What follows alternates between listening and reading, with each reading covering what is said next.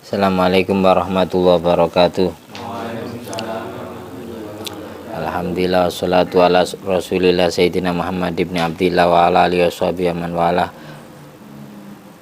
Allahumma sholli ala sayyidina Muhammadin fil arwah wa ala jasadi fil ajsad wa ala qabri fil kubur wa ala alihi washabihi wasallim. Rabbi syrah li sadri wa yassir li amri wa hlul 'uqdatam min lisani yafqahu qawli. Rabbi zidni ilma warzuqni fahma. Allahumma aftah alaina futuhal arifin waj'al khalisatan liwajhikal karim. Allahumma arzuqna fahman nabiyyin wa ilhamal malaikatil muqarrabin.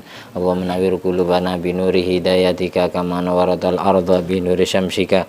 Rabbana fa'na bima 'allamtana rabbi 'allimna alladhi yanfa'una rabbi faqina wa faqih ahlana wa qarabati lana fi dinina. Allahumma sholli ala sayyidina Muhammadin wa ala ali sayyidina Muhammad madanil judi wal karam bail ilmi wal hilmi wal hikmi wa barik wa sallim. Alhamdulillah, dalam kesempatan kali ini Al-Fakir akan membacakan kitab Risalatul Qusyairiyah yang menyebutkan cerita-ceritanya wali-wali Allah yang dulunya pernah hidup dalam kehidupan kelam. Bahasa kita ya bahasa bajingan lah. Di antaranya yaitu Al-Fatihah biniyatil ridha ta'ala syafaati Nabi Muhammad SAW ila hadrati Zain bin Samit Ibrahim ya Ahmad Qusyairi, Imam Fudail bin Iyad, Imam Bishr Al-Hafi, Syekh Abu Bakar Al-Adni, Jami' Aulia Il-Aqtab, Abdal Anjab, Audad, Jami' Masyayikhina, Jami' Aulia Tis'ah, Lakuniyatin Sholihah, Alamana wa salafus sholih bijayna bil mustafa sayyidina maulana Muhammadin sallallahu alaihi wasallam syaulilalana walahumul fatihah. A'udzubillahi minasyaitonir rajim. Bismillahirrahmanirrahim. Alhamdulillahi rabbil alamin arrahmanir rahim maliki yaumiddin. Iyyaka na'budu wa iyyaka nasta'in ihdinas siratal mustaqim siratal ladzina an'amta 'alaihim ghairil maghdubi 'alaihim waladdallin. Amin. Bismillahirrahmanirrahim. Cerita pertama yang dikutip dalam kitab Ar-Risalah Al-Qusyairiyah halaman 424 bagi yang punya. Kanal Fudail syariton yaqta'ut tariqa bainal abrud wasarkhas. Ada dulu nama seseorang preman atau perampok ya yang bernama Fudail bin Iyad. Beliau seorang syatiron, seorang pencuri. Yaqta'ut tariq yang biasa begal, yang biasa merampok orang di tengah jalan.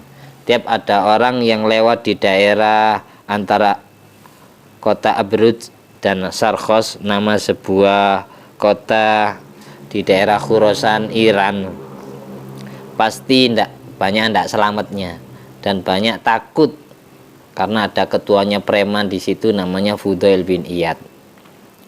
Wa kana sababu taubatihi, suatu saat Fudail bin Iyad, seorang perampok ini bertobat kepada Allah. Gara-gara tobatnya apa? Annahu asyikko jariyatan. Dia asyik, dia jatuh cinta kepada seorang gadis yang menjadi idolanya, pujaan hatinya. Suatu saat gadis ini lewat di jalan, kemudian digodain sama Fudail bin Iyad. Cintanya Fudail bin Iyad, rayuan Fudail bin Iyad ditolak mentah-mentah. Tidak ditolak mateng-mateng. Ditolak mentah-mentah. Akhirnya hati Fudail bin Iyad mempunyai niatan jahat kepada gadis tersebut. Gadis yang menolak dia. Fabainahuma wa yartakil jidaro ilaiha. Pada saat Fudail bin Iyad naik ke tembok rumah wanita tersebut, namanya orang mau memperkosa ya. Mau memperkosa, dia nekat. Orang yang mau memperkosa pasti dia bondo nekat ya.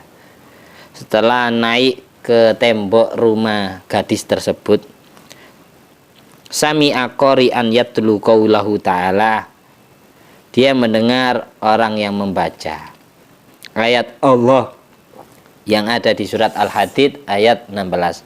Bunyinya, a'udzubillahi minasyaitonirrajim. Bismillahirrahmanirrahim. Alam ya'ni lilladzina amanu an takhsha'a qulubuhum li dzikrillah. Apakah belum saatnya orang beriman mengkhusyukkan hatinya, berzikir, menyebut dan mengingat nama kebesaran Allah. Pada saat punya niatan jahat ingin memperkosa gadis tersebut, tiba-tiba setelah nyolontang masuk ke dalam rumah, ngelompati temboknya, ada suara tersebut tapi dicari-cari tolak ke kanan ke kiri, nggak nemukan orang. Sebelumnya Fudail bin Iyad ini menjumpai seorang pengemis di jalan yang sedang kelaparan. Kemudian ditolong sama Fudail bin Iyad, dikasih makan sampai kenyang, tidak jadi mati si pengemis tersebut. Setelah habis menolong pengemis itu, Fudail bin Iyad pamitan. Mau kemana? Kisana, katanya pengemis yang tidak jadi mati. Saya mau datang ke rumah gadis, mau saya dolimi, mau saya perkosa. Nah, saya nodai kehormatannya karena dia sudah menginjak-injak harga diri saya. Saya tidak terima sebagai seorang laki-laki yang perkasa dilecehkan wanita. Loh, apakah kebaikanmu ini engkau hapus dengan perbuatan dolimmu? Kan sayang, engkau sudah nolong saya, susah payah saya yang asalnya mau mati tidak jadi mati, perut saya hasilnya lapar, kelaparan yang sangat pahit, kemudian saya tidak jadi mati karena saya sudah dikenyangkan oleh dirimu. Tidak sayang kebaikanmu ini kau hapus dengan kejahatan. Tidak, itu apa karena saya urusan saya, katanya dia. Setelah masuk ke dalam rumah wanita tersebut, Fudail bin Iyad mendengar suara tak bertuan. Suara tapi dicari-cari di sekitarnya tidak ada orang. Suaranya pakai ayat Quran. Fudail bin Iyad ini orang Arab, jadi ngerti kalau diomongi ayat Quran. Mungkin maling-maling Indonesia nggak ngerti. Yang jelas suara itu yang jelas bukan pakai Arab, yang jelas suara nasihatnya pakai bahasa sendiri. Ayatnya di surat Al-Hadid, alam ya'ni lilladzina amanu an takhsha'a qulubuhum li dzikrillah. Apakah belum saatnya orang beriman mengkhusyukkan hatinya, berzikir, mengingat dan menyebut nama Allah? Apakah ini saatnya kamu bermaksiat kepada Allah, kamu mau memperkosa gadis, sedang kamu sudah ahli baik, berbuat baik, pernah melakukan kebaikan. Faqalah, lalu Fudail bin Iyad dalam hatinya bilang, ya Rabb qad ana, wahai Tuhanku, sejak inilah waktunya aku bertobat. Faroja'ah, akhirnya Fudail bin Iyad tidak jadi memperkosa wanita itu, dia pulang. Fa'awul lail ilal kharibah, dia ditenggelamkan dalam malam, dia tertidur. Faidan fihim rufqatun waqala ba'dum nartahil waqala qaumun hatta nusbih. Dan setelah dia bangun tidur, dia pergi di pagi-pagi. Fa innal Fudail alat tariq yaqta'u alaina. Semua orang bilang ketika Fudail bin Iyad setelah bangun tidur, dia keluar rumah pagi-pagi, semua orang bilang sesungguhnya perampok, ketuanya perampok, kepalanya preman yang bernama Fudail, dia sekarang lagi jalan. Dia sekarang mau melangsungkan aksinya di pagi hari, bukan malam hari. Jangan keluar rumah, karena begalnya lagi keluar. Takut kita dirampok nanti. Semua orang bilang gitu. Pada saat Fudail sudah punya niatan ingin bertobat kepada Allah. Ujiannya preman mau tobat ya diomongi orang dulu. Mulai kapan inti masuk masjid? Biasanya tidak pernah sholat Jumatan, ya diomongi awalnya gitu. Lama-lama kalau sudah capek sendiri yang ngomongi, berhenti sendiri. Ketika kita sudah bisa memerangi omongan orang itu, tidak mendengarkan bising-bising jelek itu, kita lanjutkan niatan baik kita, insya Allah hilang-hilang sendiri. Yang awalnya dilecehkan malah dipuji. Oh, ternyata dia tobat beneran. Buktinya dia rutin setiap Jumat sholat ini. Fatabal Fudail wa ammanahum wa jawarul haram hatta mata. Hanya Imam Fudail bin Iyad ini, beliau bertobat dan beliau pergi ke kota Mekah untuk melakukan haji umroh. Diam di Mekah sampai beliau wafat, sampai wafat dimakamkan di Syi'ib Ali, Imam Fudail bin Iyad. Jadi gara-gara tobatnya seperti itu. Yang kedua, cerita yang kedua, preman yang kedua ini, preman tobat yang kedua. Wa kana sababu taubati Bishr al-Hafi anau aswaba fit tariqa ghidatan maktuban fiya ismullahi ta'ala azza wajal qad wati'at hal aqdam. Dulu ada seorang penjahat namanya Bishr al-Hafi. Bishr al-Hafi, Bishr nama aslinya, Al-Hafi itu julukannya. Kenapa dijuluki Al-Hafi? Al-Hafi kalau bahasa kita itu ngosot. Ngosot itu tidak pernah pakai alas kaki. Kemanapun dia pergi pasti tidak pakai sandal. Tidak pernah sandalan. Toriko-toriko ulama yang tidak pernah sandalan ikut torikonya Imam Bishr al-Hafi. Dulu pada saat beliau belum jadi imam besar, ulama besar, beliau itu ya perampok, pencopet, penjamret, maling. Suatu saat, pada saat beliau jalan di sebuah jalan, menjumpai sebuah kaligrafi yang dituliskan di dalam kaligrafi itu nama kebesaran Allah yang diinjak-injak oleh kaki-kakinya manusia-manusia yang ada di pasar kaligrafi. Fa'akhodaha washtara bidirhamin kana ma'ahu ghaliyatun. Akhirnya Bishr al-Hafi mengambil kaligrafi yang diinjak-injak orang itu. Ini kaligrafinya siapa ini? Oh, punya saya Tuhan. Mau saya beli dengan harga mahal. Dibeli dengan harga mahal. Setelah itu dibawa pulang ke rumah. Fatoyyaba biyal kaghida wa ja'ala fi syikki ha'id. Akhirnya kaligrafi yang bertuliskan nama Allah ini kemudian diparfumi, diharum-harumi, dikasih wewangian. Lalu dipajang di tembok rumahnya Bishr al-Hafi.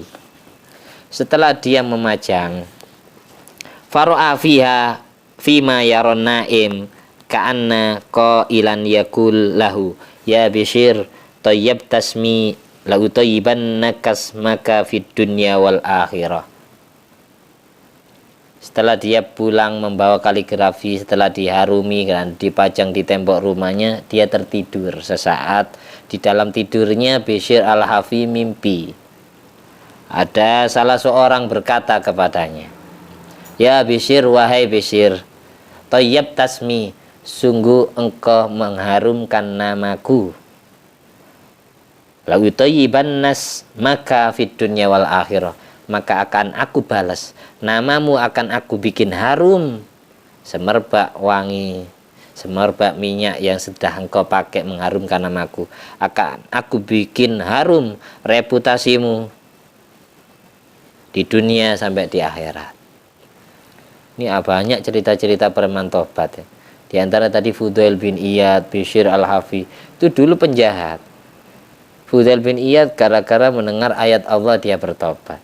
Bishr al-Hafi gara-gara mengagungkan kaligrafi yang bertuliskan nama Allah, dia bertobat. Akhirnya jadi ulama besar, jadi walinya Allah, kekasihnya Allah. Tidak jarang di kitab-kitab kayak semacam Ihya Ulumuddin atau kitab-kitab tasawuf menyebutkan makalah Imam Fudail bin Iyad, makalah Imam Bishr al-Hafi, tidak jarang. Setiap kitab tasawuf yang kita pelajari menjumpai nama itu. Nama itu dulu pernah jadi penjahat, tapi karena dia bertobat, kemudian tidak putus asa, tetap istighfar kepada Allah, derajatnya diangkat menjadi kekasih Allah. Yang asalnya jadi kepalanya preman, jadi kepalanya wali. Teman-temannya juga jadi wali semua, diajak bertobat semua. Itu hikmahnya. Jadi ketika kita dulunya pernah kelam, karena kita pecandu narkoba atau minum-minuman keras atau pernah jamret jadi perampok, kita pelajari dari kisah ini. Allah mengangkat derajat seseorang itu tidak melihat nasabnya. Kalau Allah sudah berkehendak orang itu jadi baik, waktunya jadi baik, ya baik sendiri, bertobat sendiri. Meskipun dulunya kayak orang itu mau sholat, tidak mungkin, kayak mustahil ya. Tapi kemudian kalau Allah sudah mau, menobatkan dirinya gara-gara kebaikan kecil satu kali yang menjadikan faktor penyebab tobatnya dia diterima di sisi Allah. Kayak apa yang sudah dialami Imam Fudail bin Iyad dan Imam Bishr al-Hafi. Semoga kita dapat barokah yang Allah titipkan di kedua beliau. Meskipun kita banyak dosanya, dosa kita diampuni, derajat kita diangkat menjadi kekasih Allah. Amin ya rabbal alamin. Cerita paling terakhir dikisahkan dakhala ala Syekh Abi Bakar al-Adni rajulun sarikun liyasrika. Pernah Syekh Abu Bakar al-Adni. Syekh Abu Bakar al-Adni ini siapa? Putranya Habib Abdullah al-Idrus bin Abu Bakar as-Sakron. Kalau di Indonesia yang masih anak cucunya Syekh Abu Bakar al-Adni, Syekh Arsyad al-Banjari, Banjarmasin, Kalimantan. Itu masih anak cucunya Syekh Abu Bakar al-Adni, termasuk guru sekumpul. Syekh Abu Bakar al-Adni ini putra daripada Habib Abdullah al-Idrus bin Abu Bakar as-Sakron bin Abdurrahman as-Segaf bin Muhammad Maulad Dawila bin Ali Maulad Darak bin Alwi al-Ghuyur al-Asmi bin Muhammad Faqih al-Muqaddam bin Ali bin Muhammad Soebil Mirbat bin Ali Khaliq Qasam bin Alwi bin Muhammad Soebu Soma bin Alwi Ba'alawi bin Ubaidillah bin Ahmad al-Muhajir ilallah bin Isa Arumi bin Muhammad An-Nakib bin Ali al-Uraidi bin Imam Ja'far Shadiq bin Muhammad al-Bakir bin Ali Zainal Abidin bin Sayyidina Husain As-Sibti bin Sayyidina Ali bin Abi Thalib wa bin Fatimah Zahra binti Sayyidina Muhammadin sallallahu alaihi wasallam.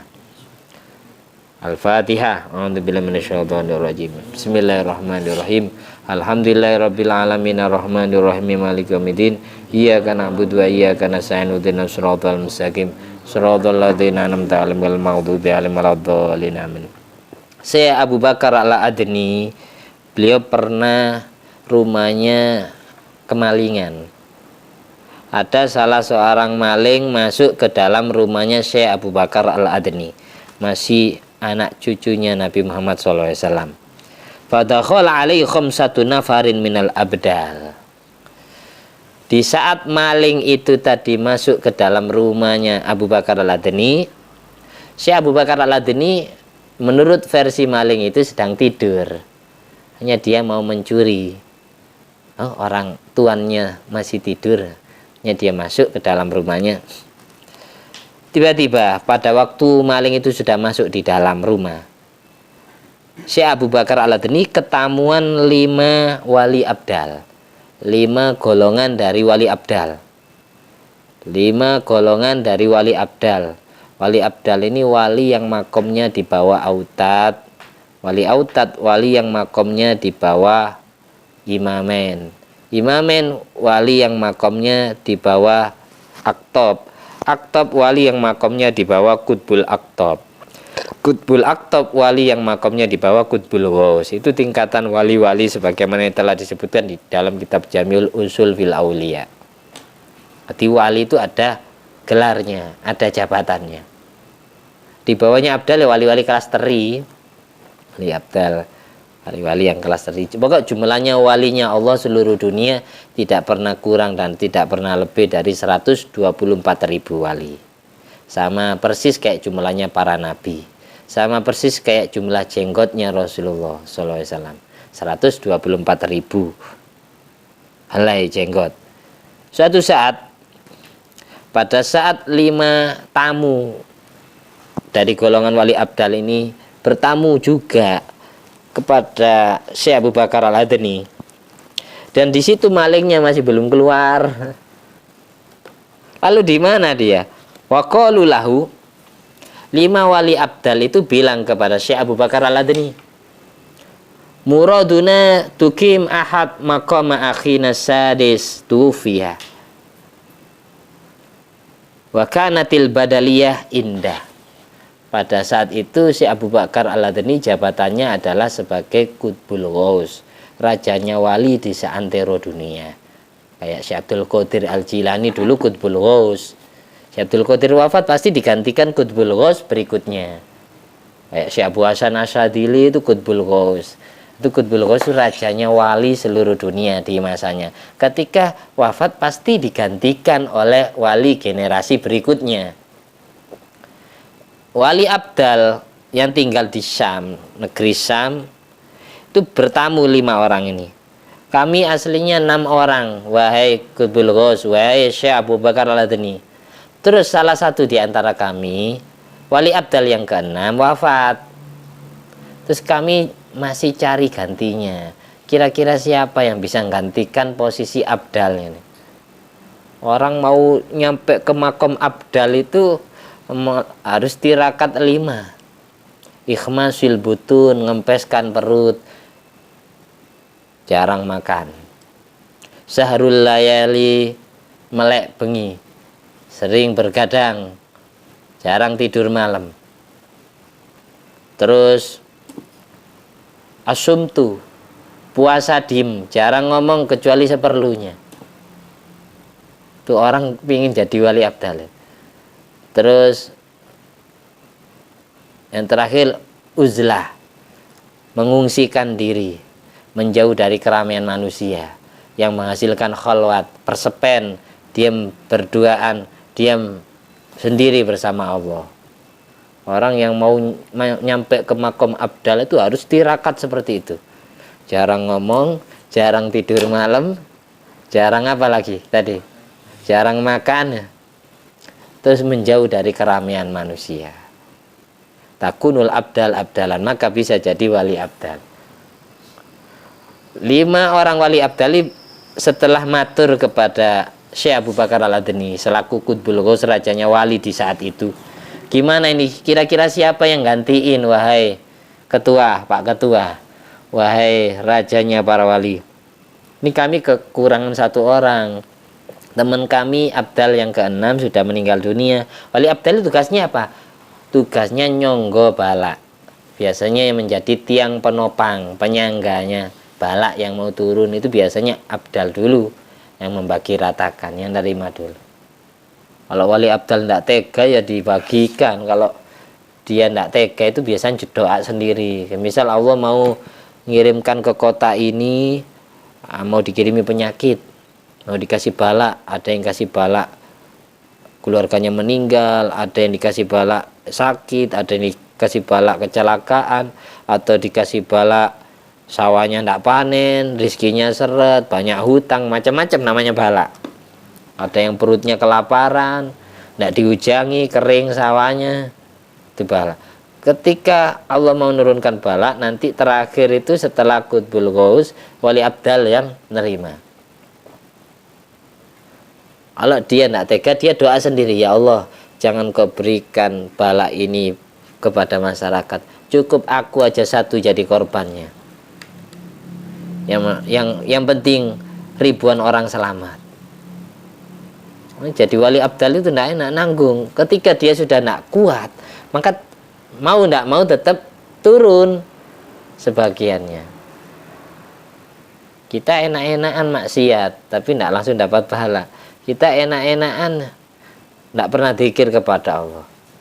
Yang nanggung musibah itu bala, yang nyonggo itu wali Abdal, yang nyonggo balak musibah itu wali Abdal dulu, sebelum turun kepada kita. Ketika dia tidak tega ya dibagikan yang ringan-ringan itu, yang berat-berat diambil sendiri. Itu tidak enaknya jadi wali, ujiannya lebih berat dari kita. Tapi setelah beliau meninggal dunia, keramat kuburannya. Kayak contohnya ya Hamid Pasuruan. Kenapa banyak yang ziarahi, banyak tabarukan, ngalap barokah yang Allah titipkan di dalam diri beliau? Karena beliau sendiri sering kayak gitu, sering menanggung penderitaan orang lain. Demi orang lain beliau berani menderita kesakitan. Wajar. Jadi wali besar kuburan yang keramat, kalau ada acara haul tanpa diundang, ribuan orang, jutaan orang hadir. Faqala Syekh Abu Bakar Al-Adni, ketika lanjut cerita ini, Syekh Abu Bakar Al-Adni dimintai pendapat, kira-kira orang ke-6 pengganti wali Abdal yang meninggal ini siapa? Wahai Imamul Aulia, wahai pimpinan para wali, wahai Qutbul Ghaus, sumbernya alam semesta, sumbunya alam semesta, yang bisa menaungi seluruh penderitaan orang, kebutuhan makhluk yang hidup di dunia. Syekh Abu Bakar Al-Adni ditanyai oleh 5 wali abdal itu, beliau jawab gini, suwairikuna tahtana gum. Ternyata maling tadi, maling yang ketika Syekh Abu Bakar Al-Adni rahimahullah ta'ala, beliau terjaga dari tidurnya karena ketamuan 5 wali abdal. Maling yang tadi itu ternyata sembunyi di bawah hambal, di bawah tikar. Suwairukuna tahtanakum, wahai pencuri kecilku, wahai pencuri kecilku, bangkitlah kamu dari bawahku, berdirilah kamu, tampakkan dirimu dari tempat persembunyianmu. Saya tahu kamu berada di bawahku, di bawah hambal yang aku tempati. Faqamas sarik min tahtis syabriyah. Akhirnya si pencuri dia berdiri dari bawah kasur tempat tidur beliau. Syabriyah ini bahasa Yamannya, kalau bahasa sekarangnya bahasa Arab resminya asyarir, kasur. Wahai maling, ayo bangkit dari kasur tempat sembunyimu. Saya tahu kamu ada di situ. Wamtala khaufan wa araqan. Si maling tadi dipenuhi rasa takut yang luar biasa dan berkeringat, sekujur tubuhnya nerodos keringat dari saking takutnya. Terbasahi keringat, basah kuyup mulai ujung rambut sampai kakinya. Gemeteran. Kok tahu saya ada di sini? Gemeteran. Wabakah, dan si maling tadi nangis, terseduh, sangat nangisnya sangat. Wataba, dan dia bertobat ala yadil qutbil adni, di bawah naungan Syekh Abu Bakar Al-Adni, qutbul ghaus zaman itu. Dia akhirnya nangis, sangat nangis. Saya minta maaf Tuhan, jangan minta maaf ke saya. Kamu tobat itu minta maaf ke Allah. Sudah, berhenti kamu dari perbuatanmu ini. Kamu waktunya buka lembaran baru. Kamu kembali ke ajaran yang benar. Kamu harus ngaji di sini. Insya Allah ini yang akan gantikan. Maling ini akan gantikan. Sudah, kamu bertobat. Akhirnya jadi santrinya Abu Bakar Al-Adni. 5 wali abdalnya suruh pergi. Nanti ada gantinya, nanti pergi kalian, sudah cukup. Akhirnya diumbah, dibasuh dari dosa-dosanya, suruh mandi tobat, suruh sholat tobat, suruh istighfar, suruh mengabdikan diri kepada Qutbul Ghaus Abu Bakar Al-Adni. Akhirnya jadi santrinya. Wa kharaja waliyan minal auliya sabaqat lahus sa'adah. Akhirnya dia setelah keluar, setelah lulus dari nyantri kepada Syekh Abu Bakar Al-Adni, dia keluar menjadi sosok wali di antara walinya Allah, yaitu pengganti wali abdal yang wafat itu. Dia sangat beruntung dunia akhirat karena dia ditakdir bertemu kekasih Allah. Jadi semua wali itu rata-rata ya mendoakan orang yang jahat menjadi baik, menjadi yang asalnya ahli maksiat menjadi tobat, yang asalnya dia itu preman menjadi santri, ahli ibadah, kayak gitu. Kekasih-kekasih Allah itu kayak gitu, melihat orang itu melihat hakikat, bukan melihat syariatnya saja. Meskipun dia aslinya maling, kalau Allah sudah menghendaki dia bersih, ya bersih dari kotoran dosa, sudah dibasuh, sudah bersih sebersih-bersihnya. Akhirnya bertugas menjadi wali abdal yang tugasnya nopang bala. Padahal ini bukan habib ya, bukan ustadz, bukan kiai awalnya. Kemudian derajatnya diangkat menjadi kekasih Allah.